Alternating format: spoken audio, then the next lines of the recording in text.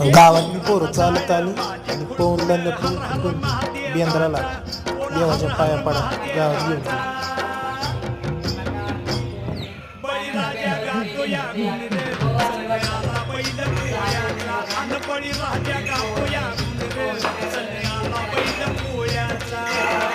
तुम्हाला व तुमच्या परिवाराला बेंदूर सणाच्या हार्दिक शुभेच्छा. जसं की गावातला पहिला मान पांडुरंगाला असतो, तसंच पहिला पवनला पांडुरंगाच्या दर्शनाला नेले. ज्यांच्यामुळे हिंदू धर्माचे सण टिकून येत अशा आयल्या मातेच्या स्मारकाचे दर्शन घेऊन पवनला पुढे नेले वडजाई मातेच्या दर्शनाला.